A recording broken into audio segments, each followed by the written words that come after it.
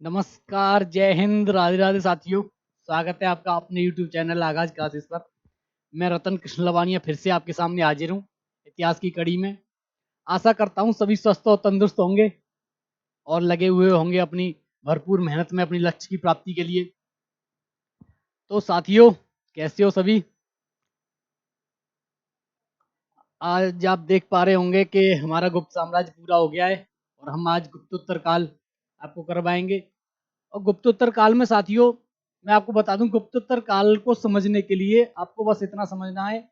एक तो आपको जो मंदिर निर्माण मैंने आपको बताया था कि 3 शैलियां हैं, वेसर, नागर, द्रविड़, या फिर उत्तर भारत से प्रारंभ करो। मैंने विस्तार से फिगर पीपीटी में भी मैंने अलग से मैप बनाकर वेसर शैली कहाँ है, नागर शैली कहाँ है और द्रविड़ शैली, तो द्रविड़ शैली दक्षिण भारत में, नागर शैली उत्तर भारत में है साथियों। और आप देखोगे वेसर, नागर और द्रविड़ के बीच में देख पाओगे कृष्णा नदी के आसपास का क्षेत्र, तो वो सब साथियों आपको लगेगा, तो बेसर शैली है उसमें। तो साथियों, गुप्तोत्तर काल में ये कल्चर का पोर्शन बहुत ज्यादा है। और जैसे अब इसके बाद ही आ जाएगा, जैसे अभी हमने शुरुआत में जब जिक्र किया था प्रभाकर वर्धन, तो वर्धन साम्राज्य आ जाएगा। हर्षवर्धन इसका प्रतापी राजा होगा वर्धन साम्राज्य का। तो साथियों, बिना देरी के अगर प्रारंभ करें साथियों, तो सबसे पहले आता है गुप्त काल के, वो गुप्तोत्तर काल के टाइम पीरियड की अगर चर्चा करें हम, गुप्तोत्तर काल की अगर टाइम पीरियड की साथियों चर्चा करें हम, कि टाइम क्या था अगर ये देखा जाए, तो उस समय टाइम, वैसे तो टाइम पीरियड नहीं पूछता साथियों, पूछेगा नहीं। लेकिन अगर कोई अगर होता है ना कि कोई कोई अगर पूछने लग जाए कि अरे यार, सर ने तो टाइम पीरियड बताया नहीं, तो बता दूं, वैसे मैं कम ही बताता हूँ टाइम पीरियड, क्योंकि पूछता नहीं है टाइम पीरियड, ना बताता मैं। लेकिन फिर भी साथियों, अगर किसी को जानना हो तो 606 ईस्वी और 606 से प्रारंभ होकर वर्धन साम्राज्य साथियों आपको लगेगा, तो आप देखोगे कि 647 तक जाएगा, 647 ईस्वी तक ये वर्धन साम्राज्य रहेगा या गुप्तोत्तर काल रहेगा। और इसमें भी साथियों, अगर गुप्तोत्तर काल में अगर सबसे पहले गुप्तोत्तर काल में बिना देरी करे अगर प्रारंभ करें, तो वर्धन साम्राज्य, वर्धन साम्राज्य की चर्चा होगी साथियों, साम्राज्य। और वर्धन साम्राज्य में अगर सबसे पहले अगर हमने शुरुआत से हमारी जो अप्रोच रही है साथियों, वो क्या रही है, वो ये रही है कि किसी भी साम्राज्य का जैसे ही जिक्र हो, तो सबसे पहले उसके संस्थापक का, तो सीधे सीधे आप देखोगे कि वर्धन साम्राज्य के अगर संस्थापक की चर्चा हो, तो आप कह सकते हो कि प्रभाकर वर्धन। अगर संस्थापक, तो संस्थापक संस्थापक संस्थापक हो जाएगा साथियों प्रभाकर वर्धन, प्रभाकर वर्धन, प्रभाकर प्रभाकर वर्धन, वर्धन, प्रभाकर वर्धन साथी संस्थापक हो जाएगा। और इसके आप देखोगे, इसके 3 जैसे उत्तराधिकारियों में अगर चर्चा हो, तो इसके 2 पुत्र थे, 1 पुत्री थी। पहली बात, जैसे ही प्रभाकर वर्धन की चर्चा होगी, वो मैंने विस्तार से पीपीटी में भी साथियों मैंने दे रखा है, तो उसमें जैसे ही अगर चर्चा होगी, तो सबसे पहले देखते हैं कि इसका पुत्र का नाम क्या था, तो पुत्र का नाम राज्यवर्धन था। उसके बाद जैसी चर्चा होगी साथियों, तो जैसे 3 अगर कह सकते हो कि इसके 3 पुत्र पुत्री जैसे होता है, तो 2 पुत्र थे और 1 पुत्री थी साथियों। तो पहले पुत्र का नाम राज्यवर्धन, राज्यवर्धन। दूसरा पुत्र साथियों हर्षवर्धन, हर्षवर्धन। और 1 पुत्री थी राजश्री, राजश्री, राजश्री। तो राजश्री का विवाह साथियों, आप देखोगे कि राजश्री का विवाह ये प्रभाकर वर्धन कन्नौज के राजा से करेगा, कन्नौज के राजा से। और इससे आगे ही आप देखोगे साथियों, जो मैं बताऊंगा, तो एक जैसे जिस तरीके से जो कहानी है और जो वो है, आप देख पाओगे कि जो राजश्री है उसके जो पति का, पति की हत्या दुश्मन राजा के द्वारा कर दी जाएगी, तो राज्य बिना राजा के हो जाएगा। फिर जब हर्षवर्धन जाएगा और अपनी बहन को उस वहां की राजगद्दी पर बैठाएगा और बहन के साथ खुद बैठकर आपको, आप कह सकते हैं कि दोनों साथ मिलकर शासन करेंगे। तो सीधे सीधे साथियों आप देख पाओगे कि उस पे हर्षवर्धन का भी आधिपत्य रहेगा और उसकी बहन राजश्री का भी साथियों रहेगा कन्नौज पर। तो दोनों मिलकर शासन करेंगे। और इसी के बाद जैसी आएगा, तो हर्षवर्धन की भी आप देखोगे कि हर्षवर्धन एक अजय राजा था, लेकिन एक अगर हार को छोड़ दिया जाए, क्योंकि इससे ऐसे आप देखोगे कि प्रसेनजीत हराता है। तो ये सब हो गया साथियों। इसके बाद एक में कल वाला मैं आपको बता दूं साथियों, कल एक थोड़े कंफ्यूजन में एक वो गलत रहा था फैक्ट, तो वो मैं आपको इसी क्लास में जैसे करवा देता हूँ। तो जैसे ही कल वाले एक फैक्ट की मैं आपको बता दूं कि कल मैंने ह्वेनसांग की, ह्वेनसांग ह्वेनसांग और फायान, दूसरा साथी फायान, फायान, इन दोनों का साथियों यात्रा विवरण की चर्चा की थी मैंने। तो फायान की तो मैंने उस समय सही की थी, फायान के विवरण में। लेकिन जब मैं कल ह्वेनसांग की जब चर्चा कर रहा था, तो मैंने जो फायान वाली फोक्यू की, फोक्यो की, फायान की जो फोक्यो की जो बुक थी, वो मैंने ह्वेनसांग में बताई, तो थोड़ा कंफ्यूजन था। ह्वेनसांग की साथियों सुई की है, सोयू की, सोयू की। तो दोनों एक से नाम से थोड़ा कंफ्यूजन हो गया साथियों, तो इस वजह से मैंने आज इसीलिए मैंने करवाया कि ह्वेनसांग की सोक्यू की है, सोयू की, और फायान की फोक्यो की है साथियों। तो इस पे ध्यान रखना, ये कल थोड़ा कंफ्यूजन में हुआ था, तो इसीलिए इसे त्रुटि सुधार मान लीजिए साथियों। तो हो जाता है, वो सेम नाम थे, मैं वही कह रहा था कि कल मुझे लग भी रहा था, पर मुझे लगा कि हो सकता है कि फोक्यो की हो, तो इसीलिए मैंने ह्वेनसांग को फोक्यो की बोल दिया था। तो इसीलिए मैंने आज जब मैंने देखा कि यार यार ये तो मैंने गलत बताया, तो फिर मुझे लगा, तो मैंने कहा आज बता देता हूँ। तो साथियों आप ध्यान रखना, ह्वेनसांग की सोयू की है और फायान की फोक्यो की है। जो यात्रा विवरण है, तो इन नामों से पूछ लेता साथियों, बार बार पूछता है, तो कहीं आपका कुछ प्रश्न गलत ना हो जाए, तो इस वजह से साथियों मैंने आपको करवा दिया। इससे आगे जैसे ही हम बिना देरी करे साथियों, अगर हम पीपीटी पे आए, तो हम गुप्तोत्तर काल में जो चल रहे थे, तो सब सर्वप्रथम जब गुप्तोत्तर काल की चर्चा होगी, तो आप देखोगे कि हर्षवर्धन, वर्धन साम्राज्य में आप देखोगे सबसे पहले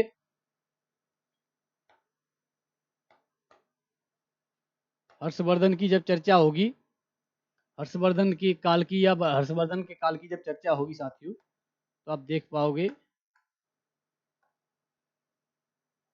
कि 606 से 647 ईस्वी, और ये हर्षवर्धन नहीं साथियों, ये वर्धन साम्राज्य है। ये हर्षवर्धन नहीं, सीधे वर्धन साम्राज्य, वर्धन की चर्चा होगी। उसमें आप देखोगे प्रभाकर वर्धन आएगा, जिसको जिसको यशोमती भी बोला जाता था। इसकी आपको यहाँ लगेगा एक राज्यवर्धन, हर्षवर्धन और राजश्री। इसे ग्रहवर्मा से कन्नौज में ब्याह, कन्नौज के शासक ग्रहवर्मा से इसकी शादी की थी, जो मैं अभी आपको कहानी बता रहा था इस साथियों। इसके आगे जैसे हम बढ़ेंगे, तो आपको अलग अलग तरीके से मैं जैसे बताऊंगा, तो आप सीधे सीधे देख पाओगे कि जो वर्धन साम्राज्य था, उसकी राजधानी थी थानेश्वर। थानेश्वर हरियाणा में है साथियों। तो सीधे सीधे इसीलिए मैंने लिख रखा है। और पुष्यभूति वंश, अगर जैसे वर्धन साम्राज्य को अगर देखा जाए किस वंश का था, तो पुष्यभूति वंश था, मेन वही है। लेकिन वर्धन साम्राज्य भी बोला जाता है, तो इसीलिए वर्धन साम्राज्य, क्योंकि आप कह सकते हो वर्धन साम्राज्य क्यों बोला जाता है, क्योंकि साथियों जो हर्षवर्धन जो पुष्यभूति वंश था, इसका प्रतापी राजा था। मैं बता तो रहा हूँ कि अजय राजा योद्धा था, बस एक हार इसे मिली थी, वो भी मैं बताऊंगा, इसमें दे रखा होगा जैसे हर्षवर्धन की चर्चा होगी। प्रभाकर वर्धन ने राजस्थान पर आक्रमण किया, ये साथियों एक फैक्ट है, तो इसे आप ध्यान रखो, ये प्रभाकर वर्धन ज्यादा पूछा भी नहीं गया है, और आर यारों में आयोग तो पूछेगा ही नहीं, बस आपकी जानकारी के लिए मैंने बता दिया है। क्योंकि ये दूसरा पॉइंट साथियों आपको ध्यान रखना है कि प्रभाकर ने अपनी पुत्री राजश्री का विवाह कन्नौज के शासक ग्रहवर्मा से किया। अब ग्रहवर्मा से जब साथियों ये अपनी पुत्री का विवाह करेगा, तो आपको देखने को मिलेगा कि जो ग्रहवर्मा की हत्या इसका शत्रु राष्ट्र या शत्रु राजा कर देगा। और जब वो राजा, जब राज्य बिना राजा की अगर हो जाएगा, राजा विहीन हो जाएगा, तब फिर अव्यवस्था न फैले, इस वजह से फिर हर्षवर्धन जाकर अपनी राजश्री, अपनी पुत्री राजश्री को राजगद्दी पर बैठाएगा, और उसके साथ खुद राजगद्दी पर बैठकर मतलब मिलकर, दोनों बहन भाई मिलकर शासन करेंगे साथी कन्नौज पर। तो ये प्रभाकर की बीमारी से आहत होकर उसकी पत्नी यशोमती ने आत्मदाह कर लिया। ये जो साथियों यशोमती थी, प्रभाकर वर्धन की अभी जो बीवी थी यशोमती, वो उसमें जो शुरुआत में दे रखा है, जो मैंने बताया था, एक सेकंड, वो मैंने गलत बता दिया, मुझे ऐसा लग रहा है। हाँ, ये इसकी पत्नी का नाम है, वही मैं कह रहा कि यशोमती तो पत्नी का नाम है, इसका वो थोड़ी है, तो ये ध्यान रखना साथियों। इसके बाद जैसे ही साथियों हम आएंगे, तो मैं आपको बता रहा था कि जैसे ही जब उसकी प्रभाकर वर्धन की बीमारी के से आहत होकर उसकी पत्नी जब आत्मदाह कर लेगी, उसके बाद आप देखोगे साथियों, जो नेक्स्ट नेक्स्ट पॉइंट है, वो है मालवा के शासक देवगुप्त ने ग्रह वर्मा की हत्या की। अभी मैं सप्त राष्ट्र की बात कर रहा था, तो वो यही है कि मालवा के शासक ने ग्रह वर्मा की हत्या करी, और हत्या करने के बाद मैंने आपको बताया कि राजा विहीन हो जाएगा, तो हर्षवर्धन जाएगा अपनी बहन को ही आप कह सकते हो अव्यवस्था ना फैले राज्य में, विरोध प्रारंभ हो जाएँगे। अब जब राज्य की राजगद्दी खाली है तो हर कोई उस पे अधिकार करने के लिए साथियों आगे बढ़ेगा। तो जब अव्यवस्था को रोकना होगा, तो आप खुद सोच सकते हैं साथियों कि किस तरीके से उसका ध्यान रखा जाएगा।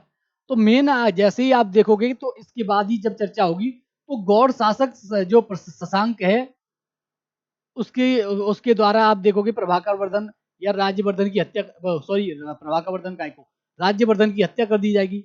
और ये शशांक वही है जिसने आप देखोगे साथियों कि बौद्ध साम्राज्य के जो बोधि वृक्ष है उसको कटवाया था। ये एक शैव शासक है, इसका शासक गौड़ वंश का ये शासक है, गौड़ साम्राज्य का। गौड़ साम्राज्य कहाँ था साथियों? बंगाल में था। तो ये बंगाल का बेसिकली अगर सामर्थ्य जान पाएँ, जो शशांक है वो बंगाल का शासक है और बंगाल का शासक ये इसके जो प्रभाकर वर्धन के पुत्र, सबसे बड़े पुत्र जिसे बोलते हैं राजवर्धन, राजवर्धन की हत्या कर देगा। और जब राज्यवर्धन की हत्या करेगा तो साथियों शत्रुराष्ट्र तो हो ही गया जब पुत्र की हत्या कर रहा है।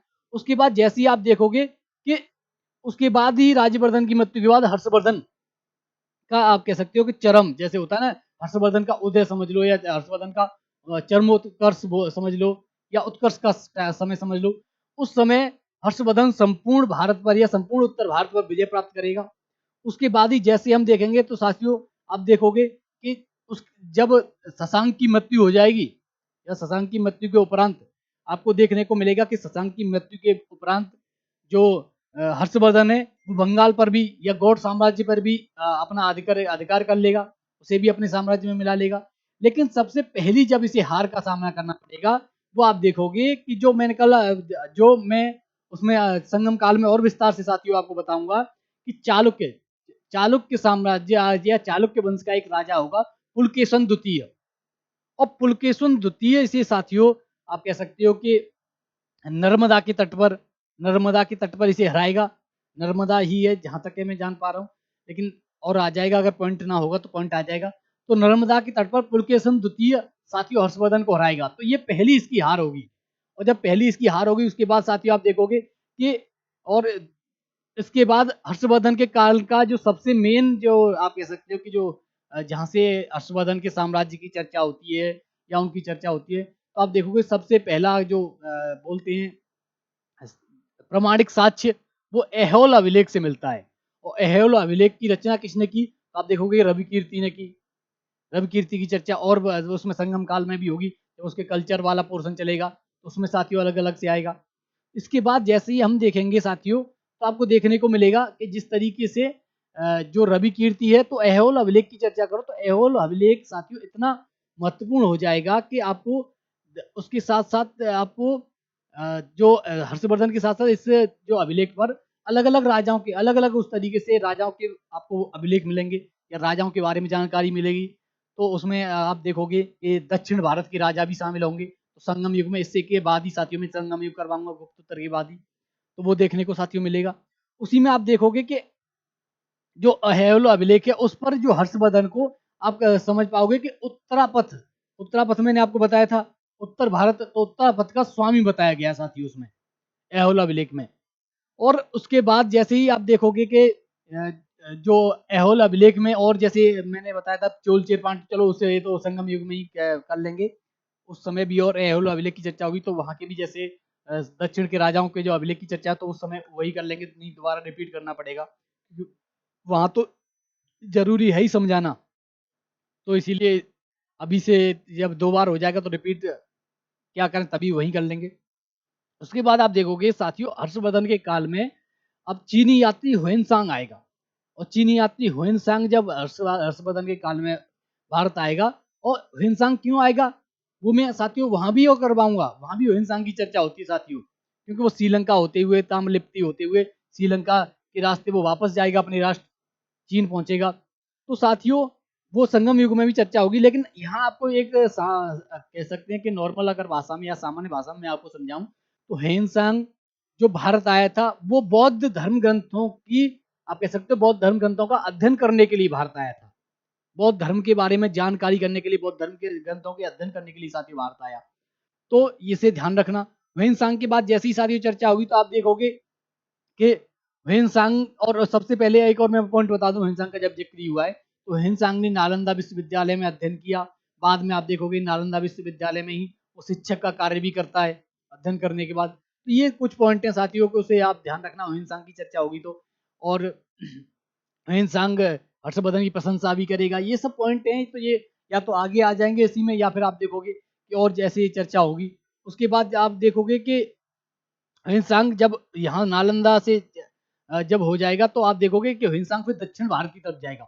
और दक्षिण भारत की तरफ जाएगा तो मैं वही कह रहा हूँ कि दक्षिण भारत की तरफ जाएगा तो ये ताम्रलिप्ति पहुंचेगा, जहाँ रोमन बस्ती के या रोमन साम्राज्य रोमन बस्ती के साक्ष्य मिलते हैं।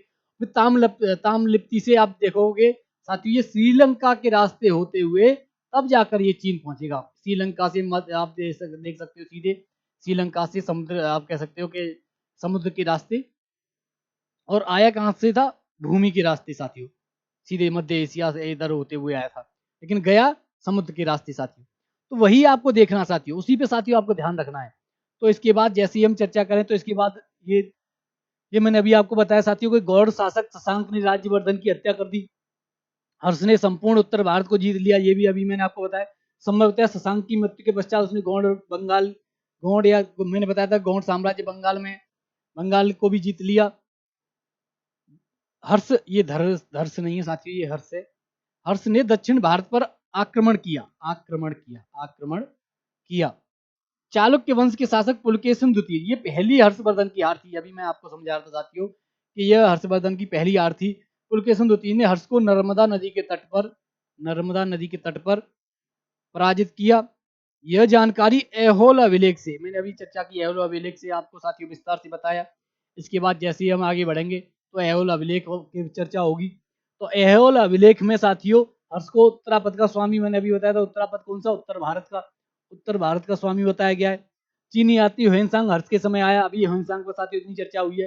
ह्वेनसांग बौद्ध धर्म की शिक्षा जानकारी हेतु या सीधे सीधे कह सकते साथियों बौद्ध धर्म ग्रंथों की अध्ययन करने के लिए ह्वेनसांग भारत आया। उसके नेक्स्ट पॉइंट साथियों आप देखोगे, ये भी मैंने अभी आपको समझाया था कि ह्वेनसांग ने नालंदा विश्वविद्यालय में अध्ययन किया एवं कालांतर में वहां अध्यापक बन गया साथियों। तो मैंने अभी आपको बताया था कि जहाँ शिक्षा ग्रहण की या जिस विश्वविद्यालय से उसने शिक्षा ग्रहण की उसी में साथियों बाद में अध्यापक के रूप में उसने कार्य किया। ये भी अभी मैंने साथियों आपको जस्ट समझाया। उसके बाद जैसे ही आप आओगे तो ह्वेनसांग हर्षवर्धन की प्रशंसा करता है। भाई जिस राजा के राज्य में या जिस राजा के दरबार में आप आओगे उसकी तो प्रशंसा करोगे ही करोगे। उसके बाद साथियों ह्वेनसांग ने दक्षिण भारत की यात्रा की। अब दक्षिण भारत, अभी मैं आपको समझा रहा था कि दक्षिण भारत होते हुए ही ह्वेनसांग, आपको पता चलेगा कि ह्वेनसांग श्रीलंका के रास्ते जब वापस अपने देश की तरफ अपने देश लौटेगा साथियों। उसके बाद ही आप देखोगे कि ह्वेनसांग की एक पुस्तक, जैसे अभी मैंने चर्चा की कि शिव की, यहीं पे अगर चर्चा करी जाए तो ह्वेनसांग ह्वेनसांग या ह्वेनसांग की बुक ह्वेनसांग की बुक की चर्चा की जाए या पुस्तक की चर्चा की जाए तो सोयूकी या उसके ह्वेनसांग की बुक की चर्चा की जाए तो ह्वेनसांग की यात्रा विवरण की चर्चा की जाए साथियों तो उसे सोयूकी बोला गया। उसके बाद आप देखोगे कि जो ह्वेनसांग की अगर इतनी चर्चा कर दी जाए उसके बाद जैसे ही हर्षवर्धन की वापस आए तो हर्षवर्धन की चर्चा होगी। तो हर्षवर्धन में आप देखोगे कि जो हर्षवर्धन था वो अपने साम्राज्य में एक धर्म, जैसे बोलता है ना धर्म सभा जैसी, या सभी धर्मों का एक, जैसे ना अभी वर्तमान में संसद में भी आप देखोगे कि अलग अलग तरीके से सभी पार्टियों का या सर्वधर्म सम्मेलन जो होता है, ऐसे ही हर्षवर्धन हर वर्ष या हर 2 वर्ष पर अपने साम्राज्य में या अपनी राजधानी में साथियों सर्वधर्म सम्मेलन आयोजित करता था। उसी में आप देखोगे कि उसके बाद उसे अलग तरीके से जैसे जिस तरीके चर्चा हुई तो वहाँ उसके बाद आप देखोगे कि धर्म के आधार पर वो एक महामोक्ष परिषद करके एक सम्मेलन करता था। उसके बाद अपना सर्व जितना भी धन है वो सब अपना व्यक्तिगत धन सब दान दे देता था साथियों। तो इतना बड़ा दानी, इसीलिए साथियों हर्षवर्धन की जनता का, मैंने शुरुआत में बताया था कि राजा को जन समूह का समर्थन अगर मिलने के लिए कुछ होना चाहिए तो वो जनता के दिल में उनका राज होना चाहिए, ये सबसे बड़ी बात है। और वर्तमान में भी आप देख पाओगे कि नेताओं को अगर जीतना होता है या जो भी नेता अगर जीतता है तो बिना जन समूह के, जन समर्थन के तो नहीं जीतता। तो यही है साथियों, वही समझना है और कुछ नहीं है। इसके आगे आप जैसे ही हम बढ़ेंगे साथियों इसके आगे तो हम देख पाएंगे कि हुइनसा अभी मैं हुइनसांग की पुस्तक की चर्चा की शुरू की है साथियों। हर्ष ने कन्नौज को सर्वधर्म सम्मेलन, अभी मैंने कहा था सर्वधर्म सम्मेलन आयोजित करता था। हुइनसांग ने इसकी अध्यक्षता की। तो सर्वधर्म सम्मेलन की अध्यक्षता हुइनसांग ने की साथियों। तो ये भी एक पॉइंट है।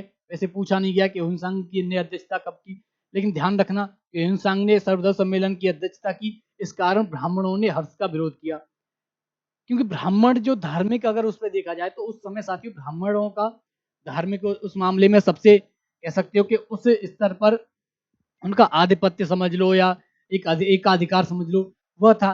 लेकिन एक विदेशी को आकर उस सर्वधर्म सम्मेलन की अध्यक्षता करवाना हिंसांग उसके हर्षवर्धन के द्वारा, तो ब्राह्मण तो साथियों विरोध करेंगे करेंगे, वो तो स्वाभाविक है। अगर किसी के अधिकारों को छीन कर या किसी के अधिकारों के जहां पर वो खुद स्वयं अध्यक्षता करते हो या राजा सम्राट अध्यक्षता करता हो, उसकी जगह किसी विदेशी का आकर अध्यक्षता करना, तो वो तो साथियों एक सामाजिक कह सकते हो, समाज में विरोध तो पैदा होगा। उसमें ब्राह्मण सबसे आगे होंगे। बस ये है साथियों। इसके बाद आप देखोगे हर्ष प्रत्येक 5 वर्ष के पश्चात प्रयाग में महामोक्ष परिषद, अभी मैंने चर्चा की थी साथियों, महामोक्ष परिषद का आयोजन करवाता था।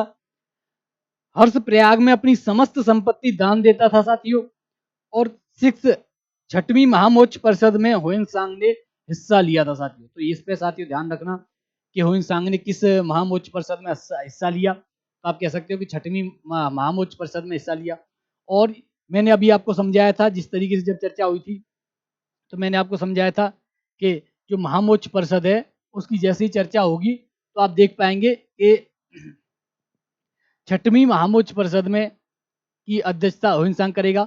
और उसमें जब प्रयाग में महामोक्ष परिषद की जब आयोजन होगा तो उसमें साथियों हर्षवर्धन अपना सब कुछ, जैसे होता है ना सर्वस्व, या कह सकते हैं कि सब कुछ धन, अपना धन दान कर देगा। और जब अपना धन दान कर देगा साथियों, तो आप देख पाओगे कि इसके बाद ही आप कि जैसे ही चर्चा होगी तो हर्ष का, उसके बाद जैसे हर्षवर्धन का जो मेन टॉपिक है वो तो हो गया।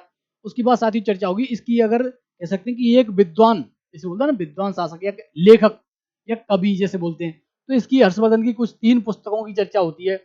एक कह सकते हो प्रियदर्शिका है, एक रत्नावली करके है, और आप देखोगे कि एक और है, मुझे ध्यान नहीं कर पा रहा मैं साथियों, प्रियदर्शिका, रत्नावली, नागानंद, नागानंद करके साथियों इसकी पुस्तक है। तो 3 हर्षवर्धन की पुस्तकें आपको नजर आएंगी। और इसके बाद जैसे ही अगर उससे आगे हम बढ़ेंगे तो साथियों हर्षवर्धन की जैसे मेन जो वो है, वो तो पॉइंट तो हो ही गए जो आयोग जहाँ से आयोग प्रश्न बना सकता है। इसके बाद जैसे ही चर्चा होगी तो मैं साथियों आपको बताऊं कि इसके बाद हर्ष के दरबारी कवियों की चर्चा होगी। तो दरबारियों में साथियों आपको अलग अलग मिलेगा। सबसे मेन जो महत्वपूर्ण है, जो कई बार पूछे गए हैं, वो साथियों बाण भट्ट होंगे, जिनकी कादम्बरी बहुत फेमस बुक है साथियों, तो उस पर ध्यान देंगे।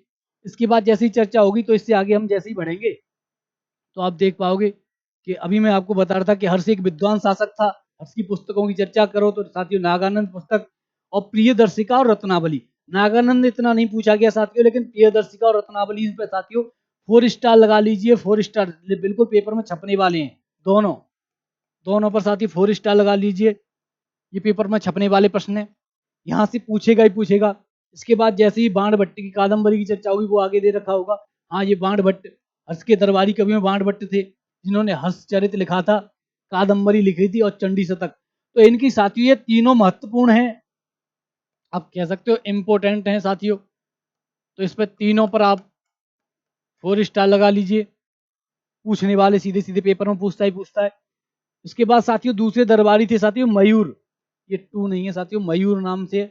मयूर आप देखोगे सूर्य शतक इनकी रचनाएं। उसके बाद मातंग, मातंग दिवाकर, ये भी साथियों इसके दरबारी थे। इसके आगे जैसे ही हम बढ़ेंगे साथियों तो हम देख पाओगे कि ये त्रिपक्षीय संघ, यहाँ से अगर आपको समझना, ये मैंने स्पेशली साथियों मैप बनाकर स्पेशली विस्तार से आपको समझाने के लिए मैं ये सब पूरा आडंबर करके लाया हूँ। दिमाग में एक फिगर बैठना चाहिए कि त्रिपक्षीय संघर्ष की जैसे ही चर्चा हो तो सबसे पहले मुद्दा आता है कि त्रिपक्षीय संघर्ष में कौन कौन शामिल थे। साथियों आपको सीधे सीधे यहाँ पे पहले लिख देना है कि गुर्जर प्रतिहार, गुर्जर या प्रतिहार दोनों एक ही हैं साथियों। प्रतिहार ये राजस्थान वाले एरिया में थे। दूसरे आप कह सकते हो कि पाल, पाल वंश, पाल वंश, पाल वंश की भी चर्चा होगी। और तीसरे साथियों जो दक्षिण से आएंगे वो राष्ट्रकूट। और राष्ट्रकूट साथियों मैंने उस समय भी करवाया था जैन धर्म वाली क्लास में। राष्ट्रकूट की चर्चा होगी तो राष्ट्रकूट वंश का संस्थापक कौन था? दंती दुर्ग था, जो आप देख पाओगे कि महावीर स्वामी का शिष्य था। तो महावीर स्वामी का शिष्य था राष्ट्रकूट वंश का संस्थापक। तो साथियों इसके बाद, और मैं इसमें अगर समझाऊं साथियों तो वही मैं आपको समझाना चाह रहा हूं, ये मैं साफ कर देता हूं। जैसी चर्चा होगी तो आप देख पाओगे साथियों।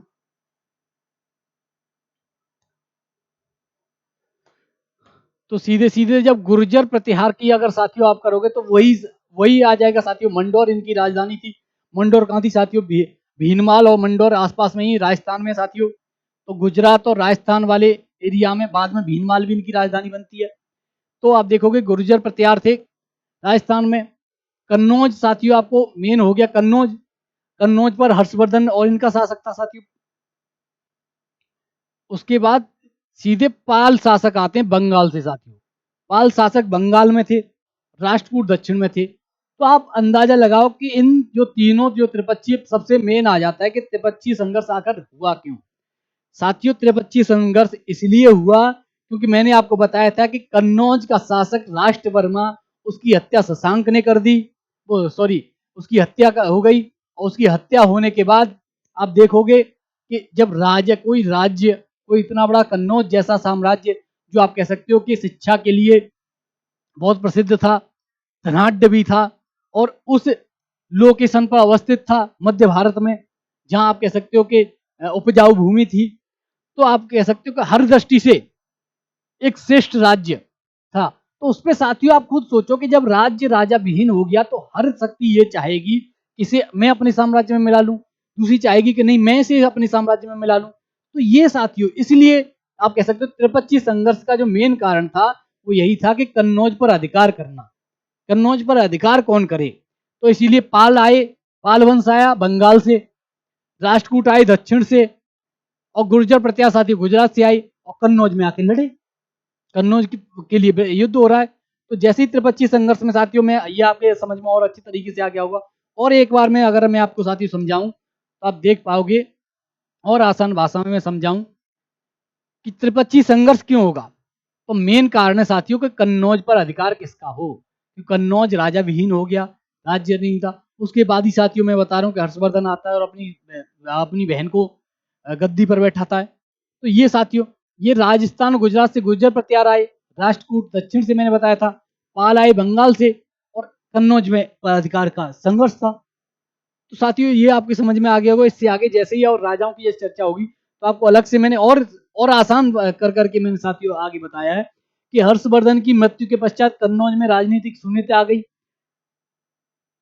और जब कन्नौज में जब हर्षवर्धन की मृत्यु भी और हो जाएगी, क्योंकि जब उसका राष्ट्र आप कह सकते हो कि जब उसका जो कन्नौज का राजा राष्ट्रवर्मा जब मृत्यु हुई तो उसके बाद हर्षवर्धन ने आकर अपनी बहन के साथ संभाल लिया था। तो वहां रुक गई। अब जब कन्नौज की आप कह सकते हो हर्षवर्धन की मृत्यु के बाद कोई ऐसा शासक ही नहीं था जो संभाल पाए, तो इसीलिए अन्य राष्ट्रों ने समझा कि यहाँ इस पर कन्नौज पर अधिकार किया जा सकता है। और जब कन्नौज पर अधिकार किया जा सकता है ये देखने के लिए तो सबने अपना अपना अपनी अपनी कोशिश करी या आक्रमण किया। तो वही एक त्रिपक्षीय संघर्ष आपको देखने को मिलेगा साथियों कि हर्षवर्धन की मृत्यु के पश्चात कन्नौज में राजनीतिक शून्यता आ गई। कन्नौज में आयुध वंश, एक आयुध वंश साथियों चर्चा होगी, ये पूछा नहीं गया है। आयुध वंश के शासक चकलायुद्ध या इंद्रायुद्ध का शासन था। चकलायुद्ध या इंद्रायुद्ध ये कभी नहीं पूछा गया साथियों कि किसका शासन था।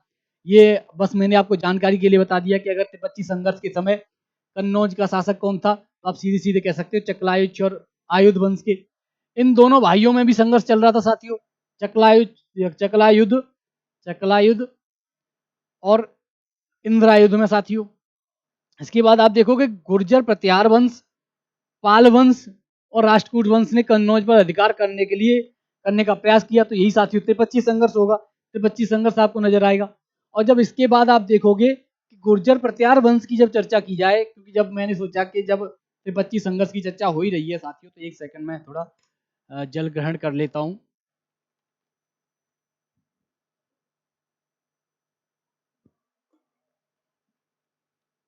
हाँ तो साथियों जब त्रिपक्षीय संघर्ष की चर्चा हो रही है तो मैंने कहा जब राष्ट्रकूट और गुर्जर प्रतिहार पाल की चर्चा हो रही तो मैंने कहा पहले समझा देता हूं कि पाल वंश गुर्जर प्रतिहार वंश क्या था। तो इसके बाद साथियों पाल वंश होगा, उसके बाद आपको राष्ट्रकूट वंश की भी चर्चा की जाएगी। तो गुर्जर प्रत्यार वंश का संस्थापक साथियों हरिश्चंद्र था, जिसे आदि पुरुष बोला गया साथियों। गुर्जर प्रत्यार वंश स्वयं को लक्ष्मण का वंशज मानता था और इनकी राजधानी मैंने अभी आपको बताया था कि मंडोर थी। बाद में भीनमाल, कालांतर में भीनमाल को अपनी राजधानी बनाया, ये भी अभी मैंने आपको समझाया साथियों। और जो प्रतिहार का वंश है साथियों, यह प्रतिहार शब्द का अर्थ है द्वारपाल। ये साथियों आपको समझना चाहिए। इसके प्रमुख शासकों में जैसी चर्चा होगी तो नागभट्ट प्रथम करके एक शासक होगा, मुझे लग रहा है नागभट्ट प्रथम, नागभट्ट प्रथम की चर्चा होगी। नागभट्ट प्रथम का जब ग्वालियर अभिलेख के अनुसार नागभट्ट ने कासिम के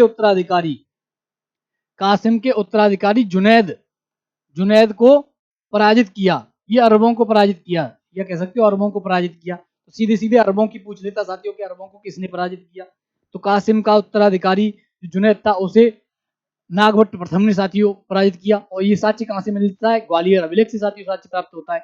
उसके बाद आप देखोगे कि इसका वास्तविक संस्थापक जो था वो वत्सराज था साथियों। जो वास्तविक गुर्जर प्रत्यार वंश का जो संस्थापक था वो वत्सराज था। इसके समय में त्रिपक्षी संघर्ष हुआ। तो त्रिपक्षी संघर्ष किसके समय में हुआ? अभी त्रिपक्षी संघर्ष की चर्चा हो रही है, उसी के लिए मैं आपको समझा रहा हूँ साथियों कि वत्सराज के समय में हुआ। इससे आगे जैसे ही बढ़े तो जो नेक्स्ट शासक थे वो आपको देखने को मिलेगा साथियों मिहिर भोज। और मिहिर भोज को साथियों सबसे विद्वान या विद्वान शासक था, सबसे विद्वान शासक जो बोला जाता है वो साथियों मिहिर भोज है। इसकी उपाधि साथियों आदि वराह प्रभास प्रभास की है। और आदि वराह प्रभास साथियों महत्वपूर्ण है, इसे ध्यान रखना, इसे पूछ सकता है कई बार, जैसे पूछा गया है तो आप इसको ध्यान रखेंगे आदि वराह प्रवास। इसके बाद जैसे ही आप देखोगे कि इसके समय अरब यात्री सुलेमान ने भारत की यात्रा की, तो ये साथियों अभी तक पूछा नहीं गया है, लेकिन बाई चांस पूछ लेगा कि बाकी फायान और हुएनसांग जब पूछा गया तो हो सकता है कि अरबी यात्री सुलेमान की भी पूछ ले। सुलेमान मेहर भोज को अरबों का स्वाभाविक शत्रु बताता है, क्योंकि अरब आप कह सकते हो कि अरबों को पराजित किया। जब नागभट्ट ने पराजित किया उसके बाद मेहर भोज आया तो मेहर भोज ने भी साथियों पराजित किया। उसके बाद आप देखोगे सुलेमान ने देवपाल को उत्तर भारत का सबसे शक्तिशाली, जो पाल वंश का शासक है देवपाल, उसको साथियों सबसे उत्तर भारत का सबसे शक्तिशाली राजा बताया है। तो ये साथियों उसके बाद आप देखोगे कि महेंद्रपाल आएगा साथियों। महेंद्रपाल महेंद्रपाल राजशेखर इसके गुरु थे और जो इसके दरबारी थे। राजशेखर की चर्चा होते ही साथियों आपको इनकी पुस्तकों की चर्चा हो जाएगी। और ये कई बार पूछा गया राजशेखर कि काव्य मीमांसा किसने लिखी, तो इसमें साथियों बिना देरी करे आप 4 पॉइंट लगा लीजिए, 4 स्टार लगा लीजिए कि इनकी चारों पुस्तकें साथियों, ये चारों पुस्तकें महत्वपूर्ण हैं। तो इसको ध्यान रखना, ये कभी भी पूछ सकता है, तो इसको ध्यान रखना है। काव्य मीमांसा, विशाल भंजिका, कर्पूर मंजरी, हरिविलास और बाल रामायण।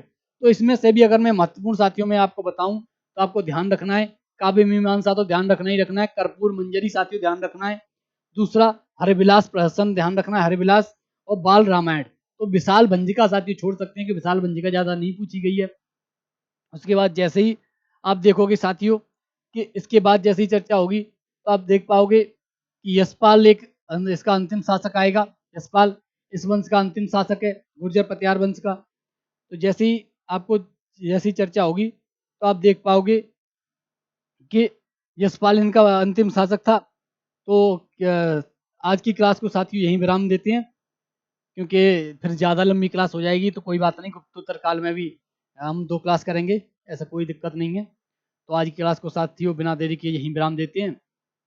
और कोई चैनल पर अगर कोई साथी नया जुड़ा हो तो प्लीज़ लाइक करिए, सब्सक्राइब करिए और थोड़ा शेयर वेयर भी करते रहिए। कोई आप जैसी किसी विद्यार्थी को आवश्यकता हो तो उस तक पहुंचाइए ये क्लास को, आर में तैयारी के लिए जो लगा हुआ हो मेहनत कश। तो साथियों साथ बने रहने के लिए बहुत बहुत धन्यवाद। मिलते हैं फिर कल साथियों। जय हिंद, राधे राधे।